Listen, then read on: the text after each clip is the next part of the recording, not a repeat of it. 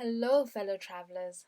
Welcome and welcome back to the Pilari Presents South Africa podcast, which is a podcast that follows my tour of South Africa as a local and it particularly focuses on cultural heritage tourism in the country.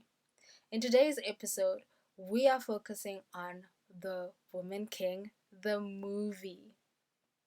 I feel like there's an African renaissance happening in pop culture, and The Woman King is that next installment in that renaissance. We first had Black Panther, and we know how that was exciting for all of us. I hope it was exciting for all of us. I know it was exciting for me. And then following Black Panther, we had Black is King, the visual album by Beyonce. And now we have The Woman King. And I am so excited because this renaissance is very positive, it's very empowering, and it makes me excited for the black girl child or just any black child, right? To have these representations growing up with them. I can't imagine what impact that is happening that is having on their identities. Um, and I hope it's very positive. And I wish I had that. I remember when I watched Woman King very recently. I felt like such a child. I felt like a child, and I was like, "Oh my word! I wish I could like fight like these women. Oh, I wish I were these women." It really excited the child in me, and I can't imagine what is it like to be a child growing up in this time, having these representations, and I can't imagine what kind of impact is that gonna have on them as adults, because then my hope is that they won't have to do the work that, for example, I had to do at a later stage in life. In fact, they won't have to do it at all because they already have these positive representations around them. Whereas with me, I feel like I did not have those positive representations, and it's only as I grew that I had to do the work to find those representations, to ask those questions that were difficult about my identity, about my hair, and then go seek out the answers for myself. I had to do the work for myself to find those positive representations. Whereas for children these days, I feel like it's already handed to them. And I'm excited. I'm not envious of them. I feel like that's how it should be. It should be like that.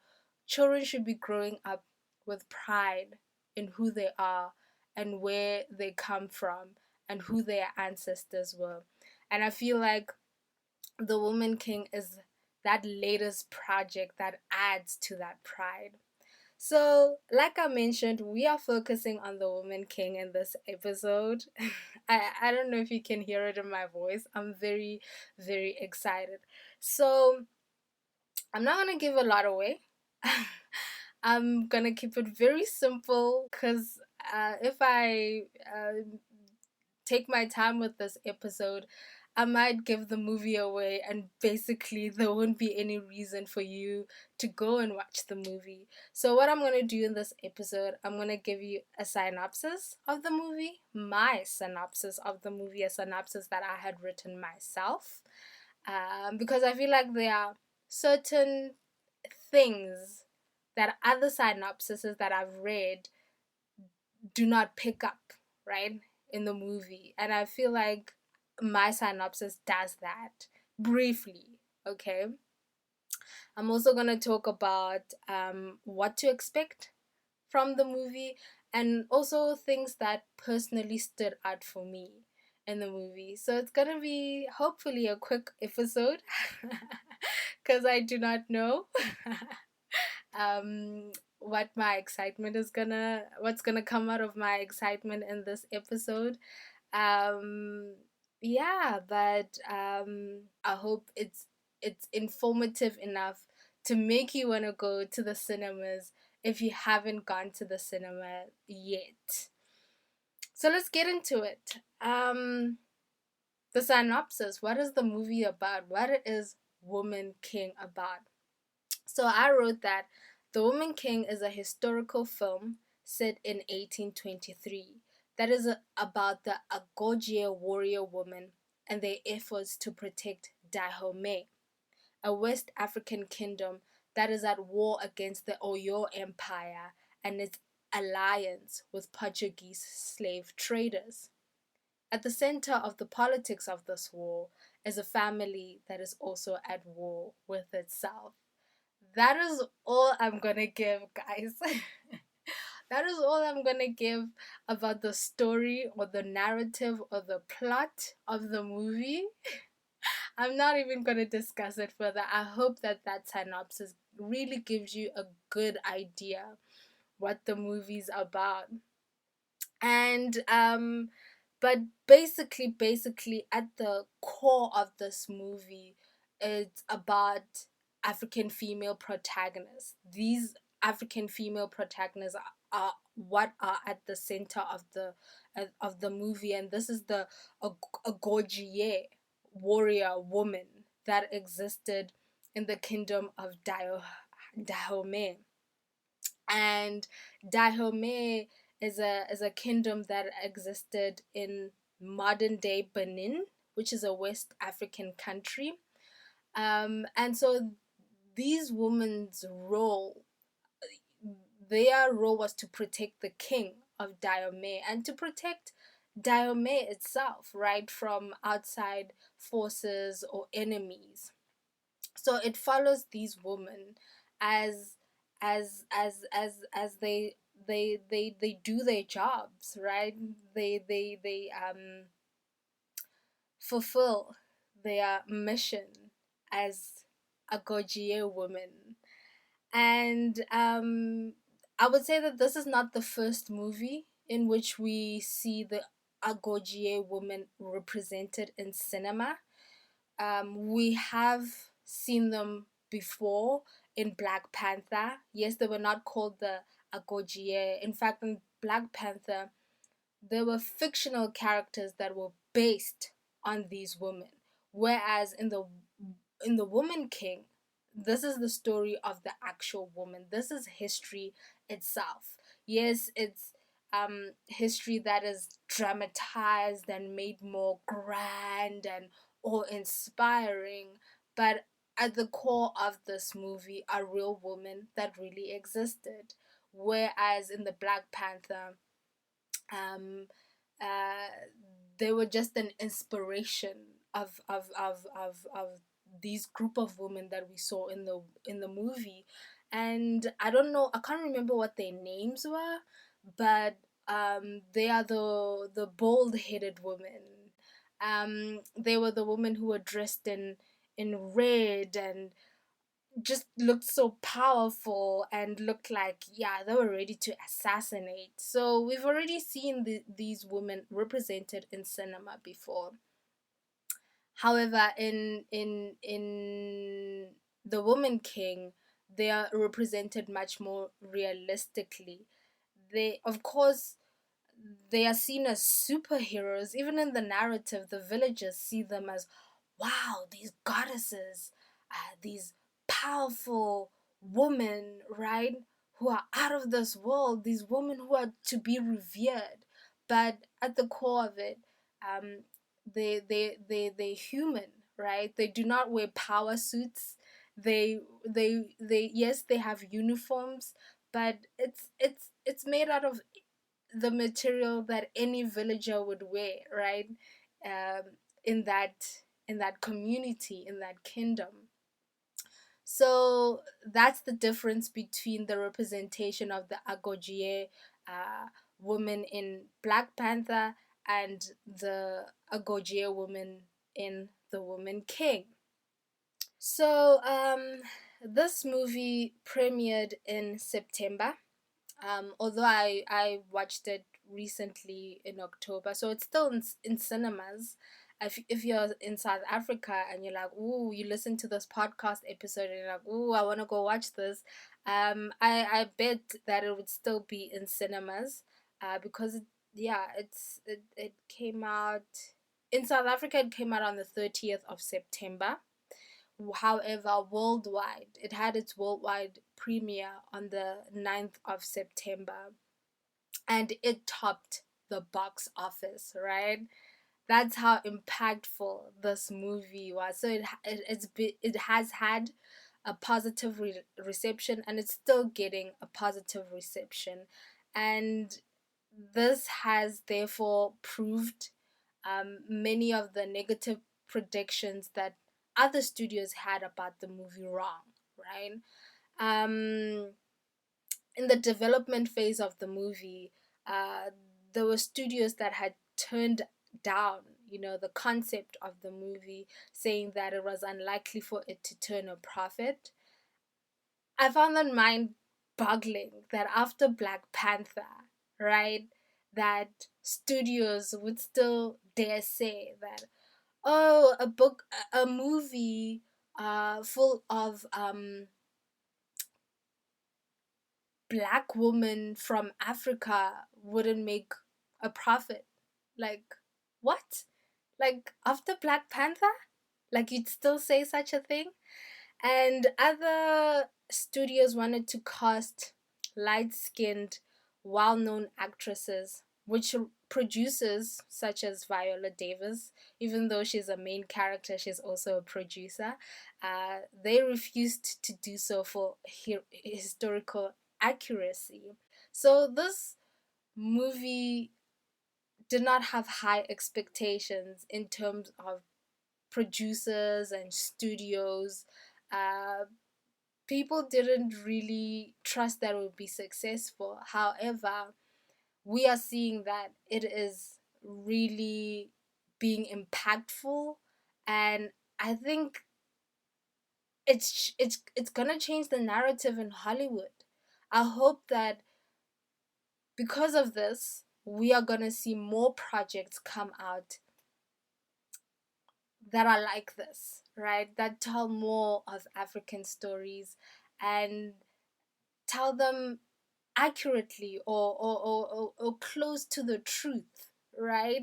Instead of trying to make it look pretty or make it appealing for a Western gaze, but that it sticks to the truth, even if that truth means that uh, we'll have to put dark-skinned characters or women in front of the screen, and a production that is only made up of people of color, right?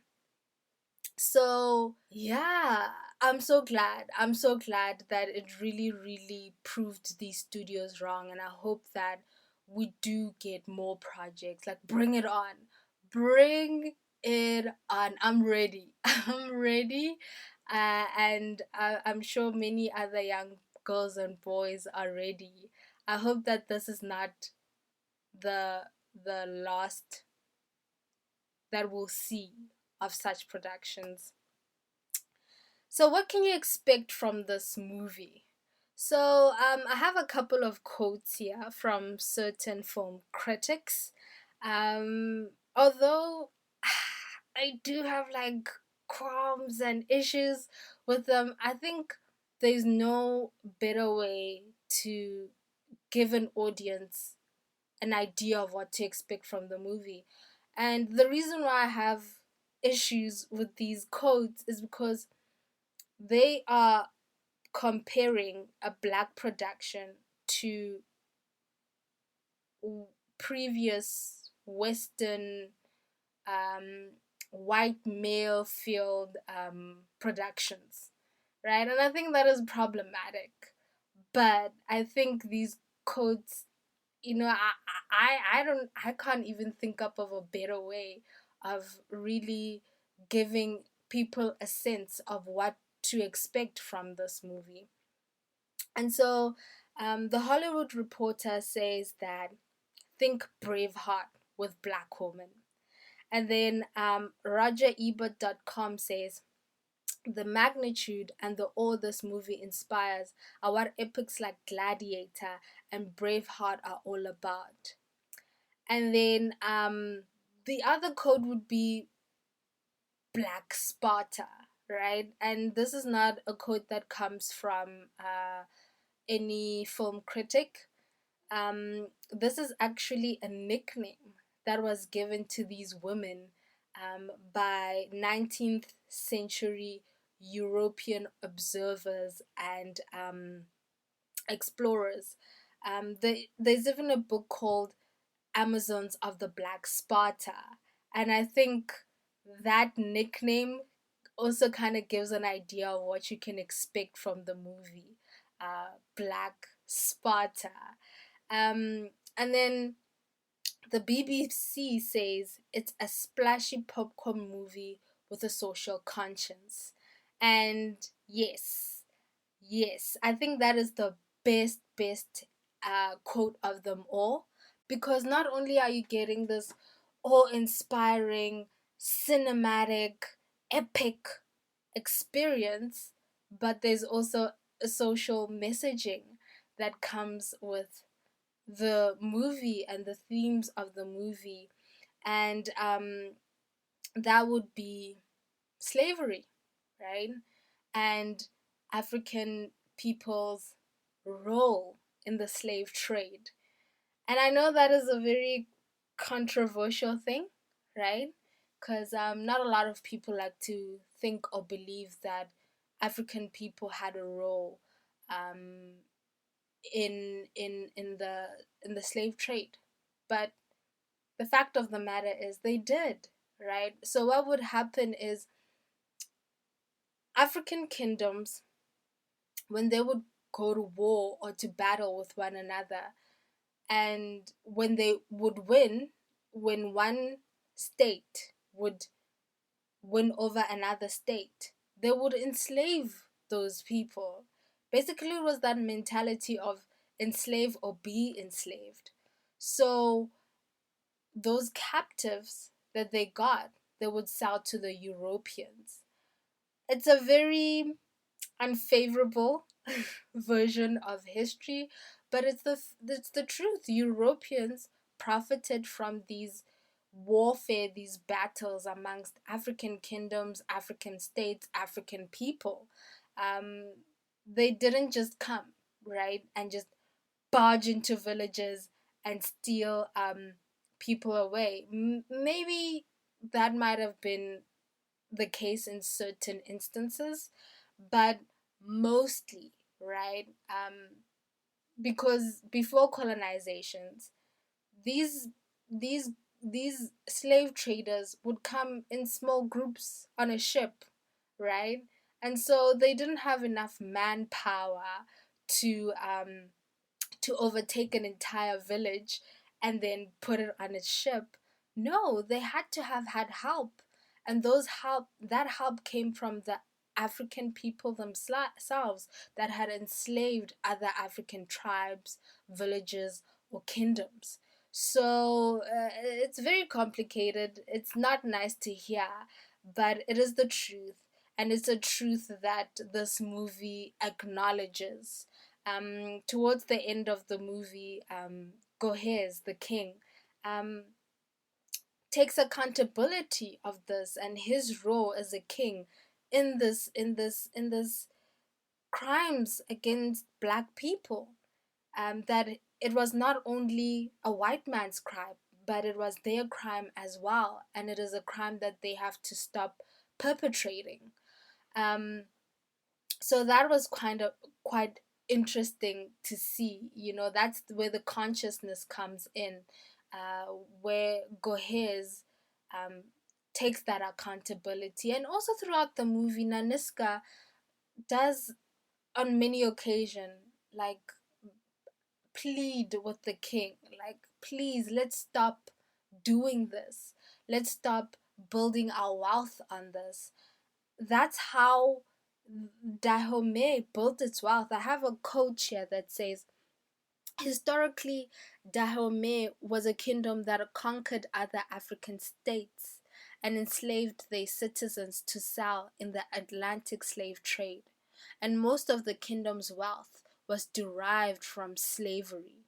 The Agojie had a history of participating in slave raiding, and so Naniska is pleading with the king in this movie, like, let us not have a role in this, and not only let us not have a role in this, let's stop other kingdoms and empires that are doing this. And so these are the kind of politics that you see play out in the movie. So I'm gonna pull myself and hold myself back there before before I start delving and unpacking the movie and the narrative itself. So that's what you can expect: a splashy popcorn movie with with a social conscience. And why am I talking about this movie in a podcast that is about South African tourism and South African cultural heritage? Well, um, I thought it was very appropriate to talk about this movie on my podcast, on my platform, because number one, even though it does not deal with South African cultural heritage, it does deal with African cultural heritage. We are learning something new and something empowering about Africa and African people. And I think this is something that everybody needs to know about. I think it would be so sad or such a mistake on my part to haven't gone watch this movie and had this empowering experience and then keep that to myself, right? Um, just because it does not completely fit into the themes of my podcast. No, I feel like it is appropriate to use my podcast on my platform to share information, even though it's not exactly what this podcast is about, but to share information about this movie because I think it is a must watch, especially for the young black girl child. Like, please, if you're a parent watching this, uh, take your daughter to the movie, make a father daughter, mother daughter, or family outing, and go take your daughters to go see this movie, and also your sons, so that they can also see women, black women, in such a powerful and empowering light, so that they can revere women, black women, and have a respect for them, right? Not fear them, but have a respect um for them, especially in this country, South Africa, where gender based violence and femicide is so rife. I don't know what the root of it is. Why is it, such a big issue in our country? Where does it come from? But I hope that young boys watching this can be like, damn, black women are so powerful, so deadly, so lethal, so inspiring. So do go take your sons to go watch this movie. So that's the first reason why I think it's very relevant to discuss this part this movie on my podcast. And the second reason is that it was shot in South Africa. Therefore, South African tourism is part of the makeup of this movie. And I did not know this when I had gone to watch the movie, but I remember when I was there in the cinema and there was this moment in the movie and I just like took a double take or a double look and I was like, what is that? Is that lion's head? Am I seeing lion's head in this movie right now? So and then I remember just convincing myself otherwise and be like, nah, I'm sure they shot this movie in West Africa. It can't be Lion's Head. So I'm sure it's just a mountain that looks like my Lion's Head. And then eventually later on, I did go on to find out that it was shot in South Africa. So, South African tourism, South African locations do form part of the makeup of this movie. So if you are curious, of course, it won't show you South Africa as it is right now, but you will see the beauty of South Africa. Yes, it tries to represent Africa and the land in a pre-colonial way, but it's still beautiful, and it's all South African soil. And in the following episodes after this episode, we're gonna be discussing some of those locations. I'm not gonna reveal in this podcast episode what those locations are, so stay tuned. But yeah, we'll be focusing on themes that relate, or we'll be focusing on destinations that relate to the themes of the movie. So do look out for those following episodes. So that's the second reason why I think it was very relevant to discuss this movie, because hey, though the movie is not about South Africa, or it's not a South African story, South Africa is still such a major part of the movie, and not only in terms of location, but also in terms of casting. So it was so wonderful watching the movie and seeing faces that you recognize. um, I saw a lot of actors from South Africa in the movie, being part of the supporting cast of the movie. Um, yeah, I saw a lot, and that was very refreshing for me to see, because usually when American productions come and shoot in South Africa, they already come with their own cast and crew. Yet in this movie, yes, the main characters, most of them are internationals, either American or British, but the supporting cast, majority of them are South African.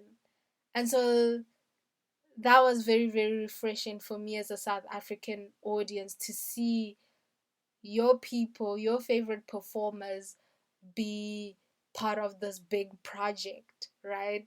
So South Africa is a big part of the movie, not only in terms of land or locations, but also in terms of cast and performers. So yeah, it was just this amalgamation of, you know, people that I've seen on my screen here on home grounds, and also people that I've seen in international productions that I've enjoyed.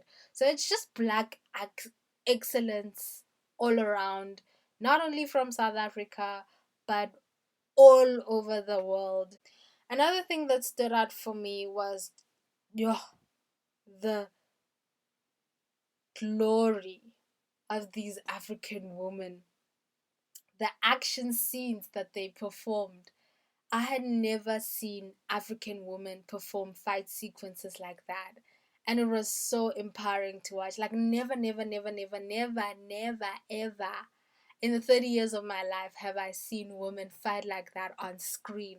Not only in cinema, but also on TV as well. Yo, it was so beautiful to watch. And I was so envious, especially of the physical fitness. I couldn't stop saying to my friend, yo, check out their abs. I wish I had their abs. I wish I had their arms. Yo, yo, those bodies, guys. I want them. I want them. Um, One thing I would like to recommend for you guys is that you should stay till the end of the credits. Please, guys, when the movie ends, don't immediately get out of your seats and walk out of the cinema. Do remain for an extra 2 to 3 minutes or 5 minutes at the most, because there's a nice treat towards the end of the movie, or at the end of the movie. To give you an idea, there is an African ritual that is performed, and I think you know it's important to watch because it's carried out with dignity. Um, and there have been other instances in the movie where African rituals have been carried out with dignity, but this moment is it's one of the best, and and I liked it because I could see a family member in there. It felt like I was witnessing something happen, back at home in the rural areas. It was I don't know I do not have the words to describe what it was like to see an African ritual that felt so familiar on the on the big screen, and and carried out with such dignity. Usually in mainstream TV, African traditional practices and rituals are demonized, right? They often associated with darkness and evil. And here that is not the case. Here it is just dignity, dignity, dignity. I don't know how else to describe it. And it's beautiful to watch. And there are no words, just action. And it's so subtle and so beautiful. So do stay till the end of the credits to watch this moment that I'm talking about. I think a lot of Black people, a lot of African people will feel a lot of pride in witnessing that moment, especially when such practice is familiar to you, when it's something that you've witnessed in your life before. And with that, I would also like to mention that, you know, I'm the type of person that I do not just watch the movie and that's it. Especially such an inspiring movie, I go beyond the production. And so I'd like to mention a documentary that you guys should watch. I I had seen it before on TV, I think in 2020, but I was reminded of it as I was doing my research for this episode. And this is a documentary called Warrior Woman with Lupita Nyong'o. And it's a documentary where Lupita Nyong'o goes to Benin, which where to Abomey, and seeks out the truth about these women, right? These warrior women that existed in this area. So there is a YouTube video of it online. So do go check it out. It's Warrior Woman with Lupita Nyong'o. That is the title of the documentary, and I think it is very important to balance, like these epics, these movies and productions that focus on historical events or people, and balance that with real accounts told by the people whom the narrative is about. um so that we do not lose the truth, right? The truth of who they were. Because it would be easy, if you do not know about these women, to think that, oh, they're fictional, they're fantastical, it never happened, if you did not balance it out with the truth. So yeah, and to hear from the people themselves who these women were and what they meant to the very people that are descendants of these women, or are connected to these women somehow. So in this documentary, you also get to meet, you will also see a woman that was raised as an Agojie. So she was trained to fight like an Agojie, but she never went to battle because she had this training after the warrior woman, um, the army was dismantled by colonization. But it's still wonderful to hear her accounts of, what was it like to get the training, or what does she remember of that time, you know? Yeah, because the Lupita doesn't get to interview an Agojie that had actually gone into battle. Uh, so this woman is the next best thing that she can, or the next best person, not thing. She's the next best person that she can talk to get a sense of maybe what would have the training been like for an Agojie warrior. Um, yeah, so do watch the documentary. And another moment that I liked witnessing was a moment where Lupita interviews a family that was a victim of the Agojie slave raiding, which proves this fact, right? This historical account that Agojie women were also slave raiders. As much as they were about protecting their kingdom, their king, and their people, they also raided other states and took captives and made those captives into slaves. And you see the impact of that on this family that